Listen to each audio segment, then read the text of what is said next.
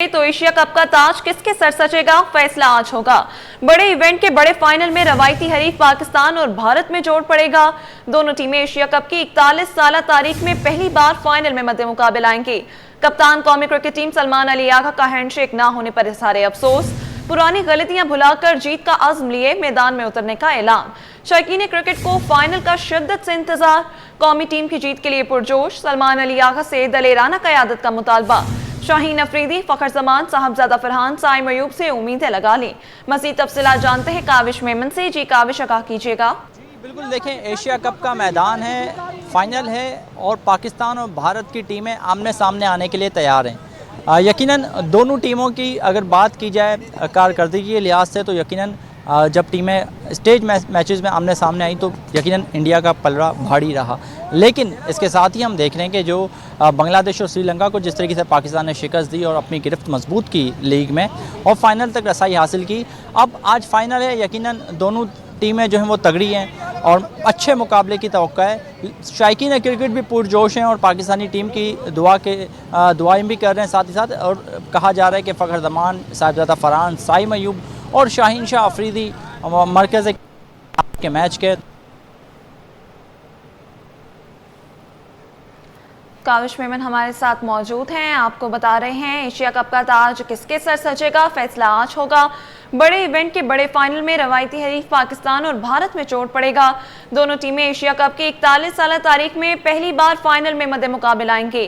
कप्तान कौमी cricket team Salman Ali Agha का हैंडशेक ना होने पर इज़हार अफसोस, पुरानी गलतियां भुलाकर जीत का अज़्म के लिए मैदान में उतरने का ऐलान।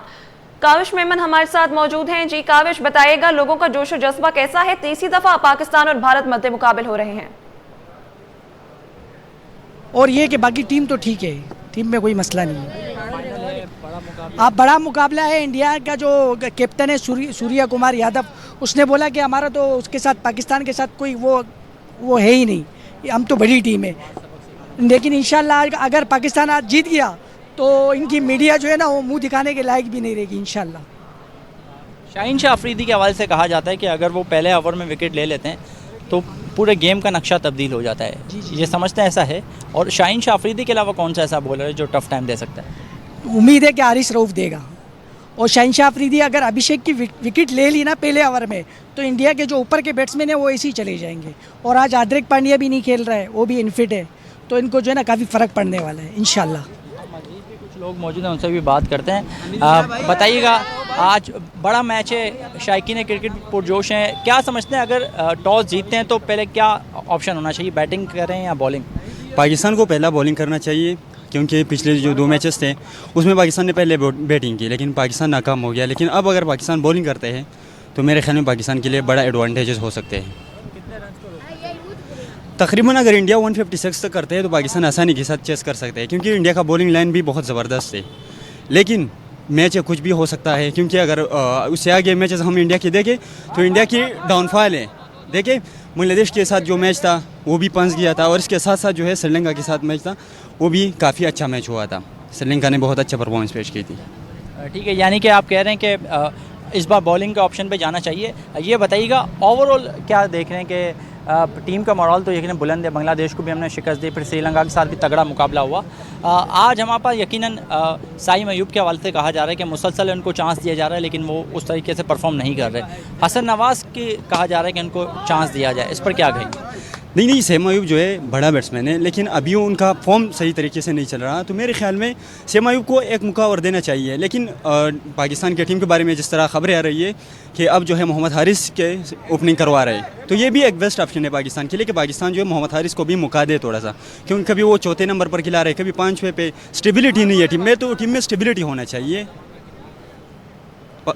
फ़खर जमान तो ऑब्वियसली बहुत बड़ा प्लेयर है और मेरे ख्याल में वो 1 डाउन पोजीशन पर भी परफेक्ट है, बेहतरीन। शायकीन क्रिकेट में यहाँ पर मौजूद हैं, कौमी टीम की जीत के लिए भी वो पुरअज़म है। साथ ही साथ वो कह रहे हैं कि तब्दीलियों की भी ज़रूरत है टीम में। जैसे अगर हम चाहें तो ओपनिंग जो क्राइटेरिया है उसको तब्दील कर सकते हैं, यानी कि फ़खर जमान के साथ साइम अयूब को लगा सकते हैं। चूँकि साहिबजादा जो फरहान है वो मुसलसल हम देख अच्छी परफॉर्मेंस दे रहे हैं। शाहीन शाह अफरीदी, हारिस रऊफ, ये भी 2 इंतहाई क्रूशल बॉलर हैं जो इंडियन बैट्समैन हैं उनको टफ टाइम दे सकते हैं। तो यहाँ देख रहे हैं कि जो शायकीन क्रिकेट है उनका जोश व जज्बा भी काबिल दीद है और अब से कुछ ही घंटों बाद पाकिस्तान और भारत की टीमें बड़े मुकाबले में आमने सामने आएंगी और देखना ये है कि कौन सी टीम अपने जज्बात पर काबू रखती है, क्योंकि पाकिस्तान और भारत का मैच है। यहाँ तमाम तर जो स्टेटिस्टिक्स हैं वो एक तरफ हो जाते हैं, असल जो चीज़ सामने आती है वो मैदान में आती है कि कौन सी टीम अपने जज्बात पर काबू रखती है और सॉलिड गेम खेलती है, पॉजिटिव गेम खेलती है। तो यकीनन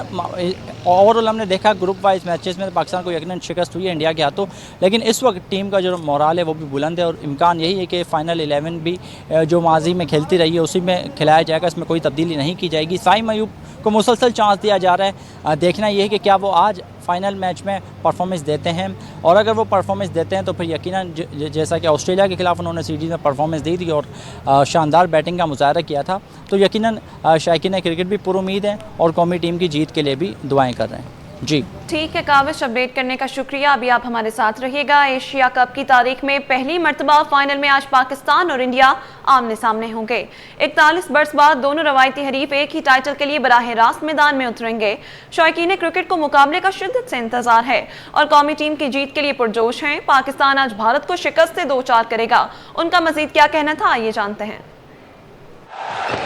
स्ट्रेटेजी ये होनी चाहिए, अभिषेक शर्मा है उसको डंडों में बॉल करनी चाहिए शाहीन को, पहले ओवर में विकेट आए उसके बाद इंशाल्लाह विन है। उम्मीद मेरे तो ये है कि जब मैच जो अभी जीते हैं तो टीम जो है ना बहुत अच्छी जा रही है, तो मुझे लगता है पाकिस्तान जीतेगा ज़रूर। मैं तो बहुत ज़्यादा एक्साइटेड हूँ और अगर हम लोग हारे भी तो कोई बात नहीं, हम जीत भी सकते हैं और इंशाल्लाह बहुत बड़ा मैच है।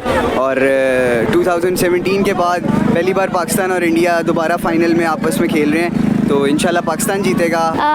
आजकल तो इतनी एक्साइटमेंट नहीं है जितनी पहले होती थी, क्योंकि टीम में भी थोड़ा दम होता था, लेकिन फिर भी पाकिस्तान इंडिया का मैच है तो देखेंगे बैठ के फैमिली के साथ ज़रूर। सबसे पहले अभिषेक शर्मा को आउट करें बिकॉज वो हर बॉल पे छक्के मारता है, ठीक है, but if they do that, अगर अभिषेक शर्मा और गिल हट जाएंगे then I think we do have a little bit of hope. मैं देखता हूँ कि हमारी बॉलिंग लाइन स्ट्रॉन्ग है, अगर हम थोड़ा सा उस पर फोकस करेंगे और उसे थोड़ा हायर एंड पे रखेंगे तो इंशाल्लाह match piece of cake type हो जाएगा हमारे लिए। काविश मेमन हमारे साथ मौजूद हैं इसी पर मजीद बात करने के लिए। एशिया कप की तारीख में पहली मर्तबा फाइनल में आज पाकिस्तान और इंडिया आमने सामने होंगे। काविश मेमन बताइएगा कि शौकीन क्रिकेट का क्या कहना है, भारत का कौन सा खिलाड़ी पाकिस्तान के लिए आज थ्रेट साबित होगा? बिल्कुल देखें, बड़े वक्फे के बाद दोनों टीमें फ़ाइनल में एशिया कप में मद्दे मुकाबले हैं। यकीनन एक बहुत बड़ी अपॉर्चुनिटी है पाकिस्तान के पास कि वो स्टेटिस्टिक्स को तब्दील कर दे, वो जो माजी की रिवायात हैं उनको तब्दील कर दें। एक अच्छी अपॉर्चुनिटी है, लेकिन देखना है कि उसको किस तरीके से अवेल किया जाता है। साथ ही साथ बात की जाए शायकीन क्रिकेट की, जो हमेशा से जब नया मैच होता है तो नए जज्बे के साथ स्क्रीन पर देखते हैं उस मैच को। मैच शुरू होने में यकीन अभी 2 से 3 घंटे बाकी हैं, लेकिन जो शायकीन क्रिकेट का जोश और जज्बा है वो उरूज पर है और उन्होंने अपने पसंदीदा खिलाड़ियों से उम्मीदें वाबस्ता कर ली हैं। मेरे साथ एक और नौजवान मौजूद हैं, उनसे बात करते हैं। बताइएगा, अहम मैच है, कौन से ऐसे बैट्समैन हैं जो रन्स बनाने की सलाहियत रखते हैं और बॉलर्स में क्या लगता है कौन से ऐसे बॉलर्स हैं जो इंडियन खिलाड़ियों की विकेट उड़ा देंगे? बिस्मिल्लाहिर्रहमानिर्रहीम। देखे तो बैटिंग में जो मुझे लगता है वो फ़खर ज़मान है। फ़खर ज़मान अगर टिक जाए तो इंशाल्लाह 200 पे ऊपर भी जाएगा। और बॉलिंग में जो है वो शाहीन शाह अफरीदी है, एक ही बॉलर है पाकिस्तान के टीम के अंदर, अगर वो बॉलिंग करेगा 2 विकेट आ जाएगी तो इंशाल्लाह पाकिस्तान जीत जाएगा।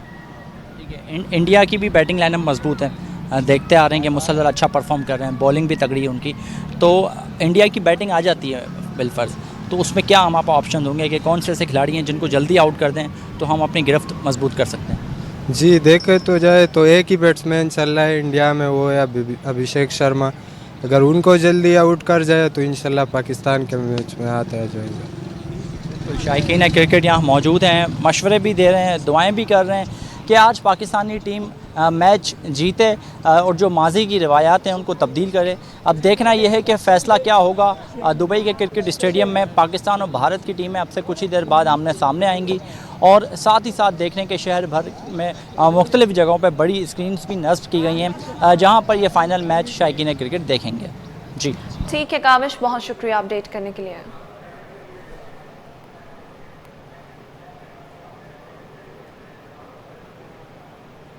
दिन और लोग होटल से नाश्ता ना मंगवाएं, ऐसा तो हो नहीं सकता। शहरी हलवा पूरी खरीदने के लिए कतारों में लगे नजर आए। किसी ने कचौरी और चने से हाथ साफ किया तो कोई कीमा पराठा खरीदता दिखाई दिया। तफसीलात जानते हैं इस रिपोर्ट में।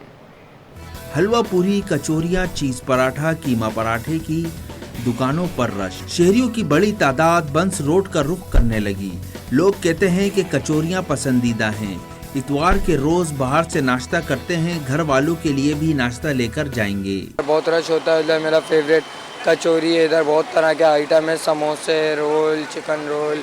हम लोग पराठे लेके जा रहे हो, कचौरिया, हलवा, छोले, सब कुछ। बच्चे भी अपने वालिदैन के साथ नाश्ता करने पहुँचे। कहा यहाँ की हलवा पूरी का जवाब नहीं। बाबा के साथ नाश्ता करने आए हैं। यहाँ की हलवा पूरी बहुत अच्छी होती है। मैं अपने अब्बू के साथ आई हूँ। हमारे इतवार हमारी फैमिली के साथ हलवा पूरी खाते हैं। मुझे यहाँ का हलवा पूरी और चने पसंद है। शहर कायद में इतवार के रोज फूड स्ट्रीट पर नाश्ता करने का रिवाज बढ़ता जा रहा है। यही वजह है कि बंस रोड पर सुबह सवेरे से ही रश लग जाता है। शहरी ना सिर्फ नाश्ता करते हैं बल्कि घर वालों के लिए भी पार्सल करवा कर ले जाते हैं। अब खबर शामिल करें जराइम के हवाले से तो आपको बताएं शहर कायद में बत्ताखोर सरगर्म। गुज़िश्ता रात मलीर 15 में जेर तामीर रिहायशी प्रोजेक्ट के दफ्तर पर फायरिंग का वाकया। गैंग वॉर की जानिब से 5 करोड़ रुपए भत्ता तलबी के लिए फायरिंग की गई। भत्ते की कॉल रिकॉर्डिंग सिटी 21 ने हासिल कर ली। वाक़े का मुकदमा भी दर्ज कर लिया, तफ्तीश जारी है। शहर कायद में भत्ता कोर सरगर्म हो गए। गुज़िश्ता रात मलीर 15 में जेर तामीर रिहायशी प्रोजेक्ट के दफ्तर पर फायरिंग का वाकया पेश आया। गैंग वॉर की जानिब से 5 करोड़ रुपए भत्ता तलबी के लिए फायरिंग की गई। भत्ते की कॉल रिकॉर्डिंग सिटी 21 ने हासिल कर ली। वाक़े का मुकदमा दर्ज, तफ्तीश जारी है। गुज़िश्ता रात मलीर 15 में जेर तामीर रिहायशी प्रोजेक्ट के दफ्तर पर फायरिंग का वाकया पेश आया। गैंग वॉर की जानिब से 5 करोड़ रुपए भत्ता तलबी के लिए फायरिंग की गई। भत्ते की कॉल रिकॉर्डिंग सिटी 21 ने हासिल कर ली। वाक़े का मुकदमा दर्ज, तफ्तीश जारी है। बात करेंगे उसामा मलिक से। जी उसामा, अपडेट कीजिएगा। मरियम, देखें शहर कायद में जो भट्टाखोर ग्रुप हैं वो एक बार फिर सरगर्म हो गए हैं। शहर कायद में जो ताजिर बिरादरी है और दीगर जो कारोबारी हजरात हैं वो इंतहाई परेशान हैं। वाक़यात जो हैं वो बढ़ते ही चले जा रहे हैं। ताज़ा जो वाक़या पेश आया वो गुज़िश्ता रात पेश आया, जहाँ पर मलीर सिटी के करीब जो है वो एक टावर बन रहा था, ज़ेर तामीर प्लाजा था, जहाँ पर मुल्ज़िमान की जानिब से अंधाधुंध जो है वो फायरिंग की गई है। अब वो फायरिंग का जो वाक़या है वो भत्ताखोरी का नतीजा निकला है। वाक़े का मुकदमा जो है वो मलीर सिटी थाने में ताजिर की मुद्दत में दर्ज कर लिया गया है। मुकदमे के मतन के मुताबिक बताना है कि तकरीबन 9 से 10 बजे का वक्त था कि इसी दौरान मोटरसाइकिलों पर सवार मुसल्ला मुल्ज़िमान आए हैं। उनकी जानिब से प्लाजा पर अंधाधुंध जो है वो फायरिंग की गई है और उसके 1 घंटे के गुजरने के बाद जो है वो उनको एक मैसेज मौसूल होता है जिसमें जो है वो बताया जाता है कि 5 करोड़ रुपए का जो है वो इंतजाम कर लो वरना अपनी जिम्मेदारी जो है वो आपकी खुद होगी। इसके बाद जो है वो वाक़े का मुकदमा दर्ज कर लिया गया है। इसमें वाक़े में कोई जानी नुकसान नहीं हुआ था, लेकिन जो आखिरी ऑडियो कॉल है वो भी हम सिटी 21 ने हासिल कर ली है। उसमें देखा जा सकता है कि वो उसमें पूरा जो है वो कॉलर खाका खींचता है कि यहाँ इस मकाम पे आपका प्रोजेक्ट बन रहा है, आप इस मकाम पे काम कर रहे हो, दीगर जगह पे काम कर रहे हो और ये अब जो है वो 5 करोड़ रुपए का इंतजाम कर लो। आखिर में जो कॉलर है रिसीवर वो पूछता है कि आप कौन हो, तो वो अपना तारुफ कराता है कि वसीउल्लाह लाखू लियारी गैंग वॉर। ये वसीउल्लाह लाखू जो है वो माजी में भी कराची में खौफ की अलामत समझा जाता रहा है। ये ओल्ड सिटी एरिया, लियारी और इसके जो अतराफ के इलाके हैं वहाँ पर 2013 के दौरान और 12 के दौरान भत्ताखोरी, इक़दाम में कत्ल और दीगर जो वारदातों में मतलूब मुल्ज़िम है और ये इंतहाई पढ़ा लिखा एक शख्स थे जो कि लियारी गैंग वॉर से पहले सियासी जमातों में मुंसलिक रहा, उसके बाद लियारी गैंग वॉर के साथ मुंसलिक रहा। उज़ैर बलूच ग्रुप जब लियारी गैंग वॉर ऑपरेट करता था उसके साथ भी ये वर्किंग करता रहा। अब जो इसका ग्रुप है ये लियारी से निकलकर शहर के दीगर इलाके जिनमें डिस्ट्रिक्ट सेंट्रल, मलीर और जो अतराफ के इलाके हैं वहाँ पर ये गैंग ऑपरेट कर रहा है। लियारी के कुछ इलाकों में ताजिरों से जो है वो भत्ते की जो सेटलमेंट है वो उनकी हो गई है कि हर महीने अगर वो 100 रुपये कमाते हैं तो 5 रुपये इन्हें भी देते हैं। लेकिन अब दीगर जो शहर के इलाके हैं जिनमें डिस्ट्रिक्ट सेंट्रल और अतराफ़ के इलाके शामिल हैं, उनमें ये अपना मुनज़्ज़म गिरोह जो है वो शामिल कर रहे हैं। इसमें इनका इंतहाई जो एक और किरदार है उसमें समद उर्फ काटियावाड़ी शामिल है, जो कि डिस्ट्रिक्ट सेंट्रल में ऑपरेट करता है। गुज़िश्ता दिनों इनके SIU की जानिब से इनके 2 भत्ताखोरों को जो है वो शराब गुट के मकाम पर मुकाबले के बाद हलाक भी किया जाता रहा है। इसके बाद ये खौफ व हिरास का शिकार हैं और अब मलीर की साइड पर ये भत्ताखोरी की वारदातें कर रहे हैं। कुछ रोज़ 1 महीना ही तकरीबन गुजरा होगा कि इसी दौरान एक प्लाजा तामीर हो रहा है गार्डन के मकाम के करीब, जहां पर अलग सुबह जो है वो फायरिंग की गई थी और फायरिंग के साथ भत्ते की पर्ची दी गई थी, जिस पे 2 मजदूर जो है वो जख्मी हुए थे। उसके बाद जो है वो एक सरजानी के इलाके में एक रेस्टोरेंट है, मिस्टर कोन नामी रेस्टोरेंट, जहां पर रात के वक्त फायरिंग की गई, जिसमें एक रक्षा ड्राइवर जो है वो जद में आकर उसमें जो है वो जाँ बहक हुआ। वो भी जो है वो फायरिंग का वाकया था।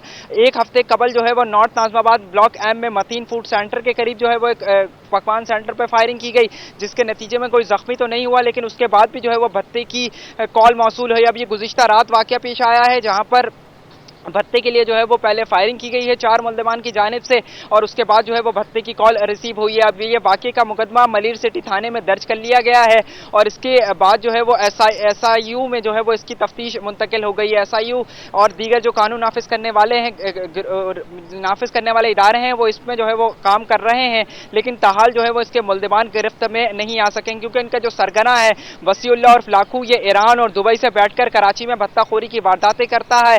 इसको जो है वो माजी में सियासी सरपरस्ती भी हासिल रही है। अब ये एक बार फिर अपना गिरोह जो है वो शहर कायद में मुनज़्ज़म कर रहा है। गुज़िश्ता दिनों भी इसके भत्ताखोर जो है वो 2 मारे जा चुके हैं, लेकिन डिस्ट्रिक्ट सेंट्रल और अतराफ़ के इलाकों में समद काटियावाड़ी इसका नेटवर्क जो है वो ऑपरेट करता है, जबकि ये खुद जो है वो धमकियां देता है। इसके खिलाफ ये इतना मुनज़्ज़म गिरोह है कि SSP सिटी की जानिब से 4 मरतबा जो है वो DIG को 4थी मरतबा भी लेटर लिखा जा चुका है कि इसकी गिरफ्तारी जो है वो इंटरपोल के जरिए अमल में लाई जा सके, लेकिन ताहाल जो है वो कानून नाफिज करने वाले इदारे जो है वो इसकी गिरफ्तारी में नाकाम दिखाई देते हैं।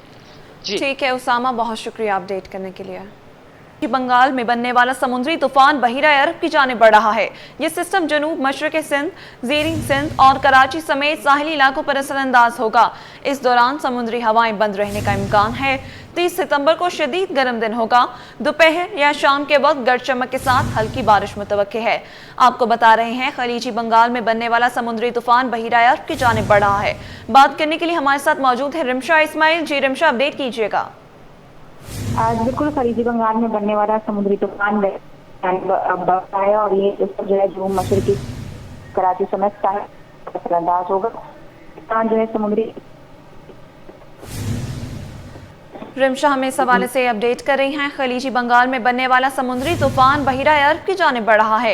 ये सिस्टम जनूब मशरक़ी सिंध, ज़ेरीन सिंध और कराची समेत साहिली इलाकों पर असरअंदाज होगा। इस दौरान समुद्री हवाएं बंद रहने का इम्कान है। 30 सितंबर को शदीद गर्म दिन होगा। रिमशा इस्माइल बता रही हैं इस हवाले से। जी रिमशा, बताइएगा।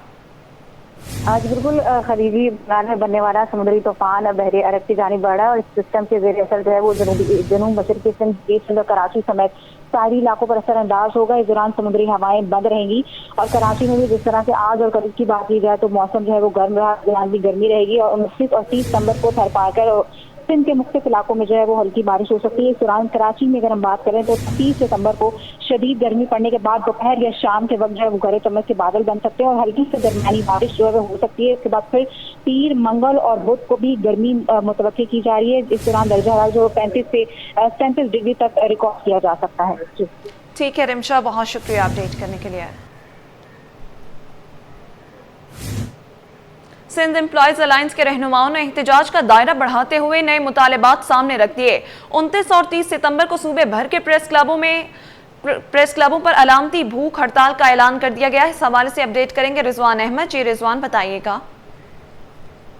जी बिल्कुल, सिंध एम्प्लॉयज अलायंस की जानिब से मुतालबात की मंजूरी के लिए 23 सितंबर से 27 सितंबर तक जो है सिंध भर के तमाम तकरीबन महकमों के दफातर की तालाबंदी की गई। अब उसके बाद जो है वो मुज़ाकरात किसी नहज पर नहीं पहुंच सके हैं, जिसके नतीजे में इस एहतजाज को जो है वो मजीद बढ़ा दिया गया है और 6 अक्टूबर तक जो है इस सिलसिले को जारी रखने का ऐलान किया गया है। कुछ नए मुतालबात भी जो है वो शामिल कर लिए गए। बल्दियाती मजदूर रहनुमा जुल्फ़िकार शाह भी उस अलायंस का हिस्सा है, हमारे साथ मौजूद हैं, इनसे बात करते हैं। क्यों ज़रूरत पेश आई शाह साहब ये एक्सटेंशन देने की और नए मुतालबात क्या है? बिस्मिल्लाहिर्रहमानिर्रहीम। देखिए, हुकूमत सिंध ने बिलावल भुट्टो जरदारी साहब की जो काबिल एहतराम शख्सियत हैं और पार्टी के सरबराह भी हैं, उनके नोटिस लेने पर भी कोई उनके कानों में जूं नहीं रेंगी और अभी तक कोई मुज़ाकराती अमल भी शुरू नहीं किया। और जो 4 नोटिफिकेशन इन्होंने पेंशन ये इस्लाहत के सिलसिले में नाफिज किए हैं, उन्हें वापस भी नहीं लिया, ना ही DRA का कोई फैसला किया, ना ही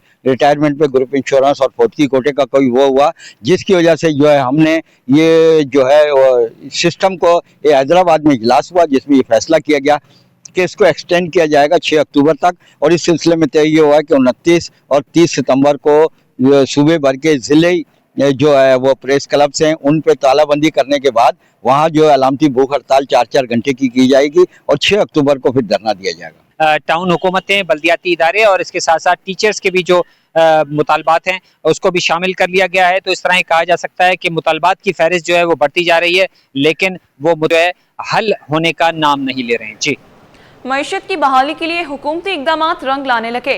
रुपया दोबारा तगड़ा, डॉलर की पेशकदमी रुक गई। एक हफ्ते में इंटरबैंक में डॉलर 9 पैसे और ओपन मार्केट में 10 पैसे सस्ता हो गया। तफसील इस रिपोर्ट में देखिए।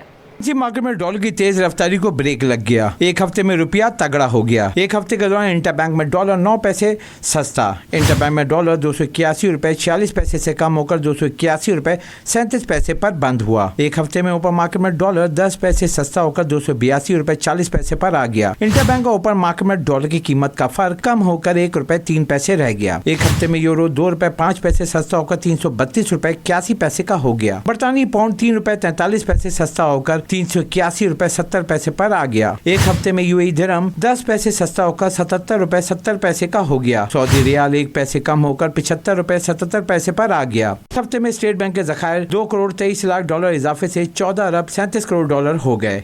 कमर्शियल बैंकों के ज़खायर 3 करोड़ 53 लाख डॉलर बढ़कर 5 अरब 41 करोड़ डॉलर पर आ गए। मुल्की मजमूई ज़खायर में 5 करोड़ 76 लाख डॉलर का इजाफा देखा गया। मुल्की मजमूई ज़र मुबादला के ज़खायर बढ़कर 19 अरब 79 करोड़ डॉलर हो गए। Karachi bath island lions club और patient care rehab welfare society का अहसन इकदाम। नाबीना और मासूर अफराद को तालीम से रूशनास कराने के लिए मुफ्त प्रोग्राम शुरू।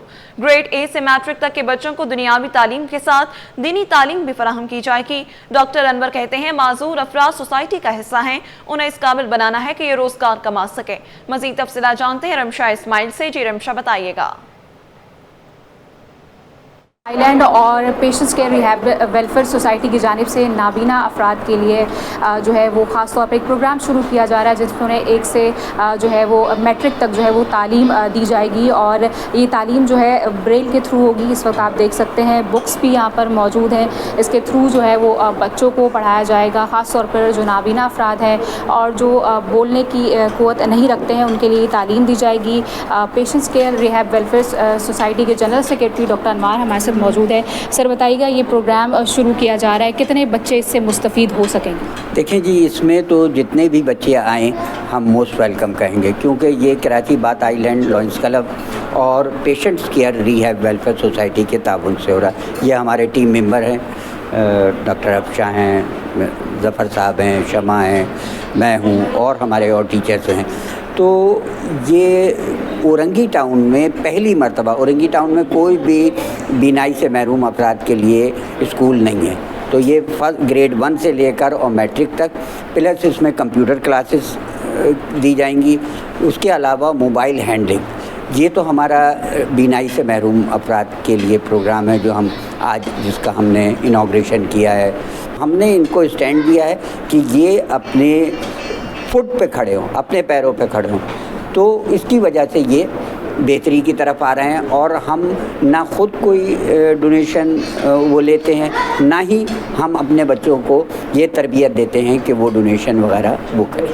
हाँ जी बिल्कुल, डॉक्टर हमारे साथ मौजूद थे। बच्चों को जो है वो तालीम देने का ये प्रोग्राम शुरू किया गया है जिसमें कुरान की तालीम भी दी जाएगी, कंप्यूटर की तालीम भी दी जाएगी और बच्चे और ख़ास तौर पर बच्चे जो है नाबीना और जो बोल नहीं सकते हैं, ये बच्चे हमारी सोसाइटी का एक हिस्सा है और हमें जो है इनके साथ उसी करना चाहिए जिस तरह हम दूसरों के साथ ट्रीट करते हैं। जी नाजरीन, ईवी के शोबे में इनकलाब। नेक्स्ट जेन ऑटो की मुतारिफ कराई गई मुख्तलिफ ब्रांड्स की गाड़ियां शहरियों की तवज्जो का मरकज बन गई। E5 इलेक्ट्रिक गाड़ी एक चार्ज में 400 किलोमीटर तक सफर कर सकती है। जैको J7 कराची से लाहौर तक बआसानी पहुंच सकती है। मजीद जानते हैं बसीम इफ्तिखार से। जी बसीम, बताइएगा।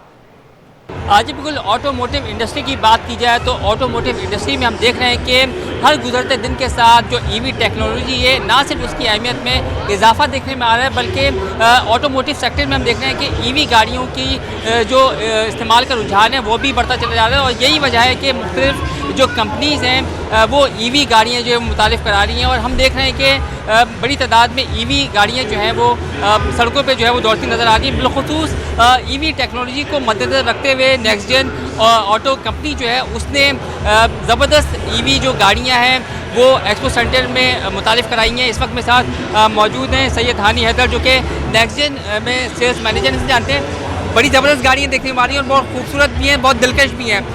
पहले तो हम आपको बताते हैं कि यहाँ पे जो हमने इंट्रोड्यूस करवाई है वो हमने 3 गाड़ियाँ इंट्रोड्यूस करवाई हैं, जिसमें से 2 की तो हमने लॉन्चिंग कर चुके हैं और on a board on road पे भी हैं।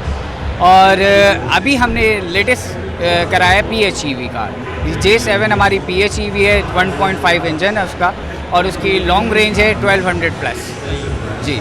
और जो J6 की बात करते हो आप, तो J6 में हमारा इसका टोटली EV जो कि आपको लॉन्ग रेंज आपका इसका देती है 430 जी। और तीसरी गाड़ी भी है, वो कौन सी है जो वाइट कलर में? वो हमारी ओमोडा E5 है जो कि बहुत अच्छी इसकी परफॉर्मेंस है। और अगर आप हमारी तीनों गाड़ियों को देखेंगे तो ये सारी बेस टेक्नोलॉजी के हिसाब से IWD I for stand for intelligent wheel drive, तो इसको सारी अडाप्ट फीचर्स आपको सारे अच्छे मिलेंगे, सेफ्टी प्रिकॉशन से भी आपको अच्छे मिलेंगे।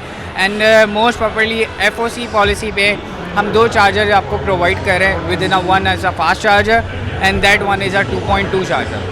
आज भी हानी हैदर से हमारी बात हुई जिनका बताना है कि E5, J7 और J6 जो गाड़ियाँ हैं वो मुतारिफ़ कराई गई हैं और अपनी जदीद फीचर्स के अतबार से ये गाड़ियाँ अपनी मिसाल आप हैं। और यही वजह है कि हम देख रहे हैं कि इस वक्त नेक्स्ट जेन के जो स्टॉल्स हैं इस पर ये गाड़ियाँ शहरियों की तवज्जो का मरकज़ बनी हुई हैं जी। कराची में वर्ल्ड हार्ट डे के मौके पर तबा हार्ट इंस्टीट्यूट की जानिब से साइकिलिंग रैली का इनेकाद किया गया। रैली में शहर के मुख्तलिफ साइकिलिंग ग्रुप्स और बड़ी तादाद में शहरियों ने शिरकत की। तकरीब की सदारत तबा हार्ट इंस्टीट्यूट के एग्जीक्यूटिव डायरेक्टर और माहिर अमराज कल्ब डॉक्टर बशीर हनीफ ने की। उनका कहना था कि दिल की बीमारियों से बचाव के लिए सेहतमंद तर्ज ज़िंदगी, वर्जिश और मतवाज़िन खुराक नागुज़ीर है। शहरियों ने इस इक़दाम को खुशाइन करार देते हुए कहा कि ऐसे प्रोग्राम मुआशरे में मुस्बत तब्दीली लाने और सेहतमंद रवैयों को फ़रोग देने का बेहतरीन जरिया है। तबा हार्ट इंस्टीट्यूट की इंतज़ामिया का कहना है कि वो आइंदा भी दिल की सेहत से मुतालिक आगाही मुहिमात और अवामी शऊर उजागर करने के लिए इस तरह के इवेंट्स का सिलसिला जारी रखेगी। रैली का आगाज सिंध मुस्लिम हाउसिंग सोसाइटी से हुआ और रैली डिफेंस फेज 2 में वाक़े तबा मेडिकल सेंटर पर इख्तिताम पजीर हुई। इस मौके पर 11 नुमाया साइकिलिंग ग्रुप्स के साथ साथ शहरियों ने भी रैली में भरपूर शिरकत की।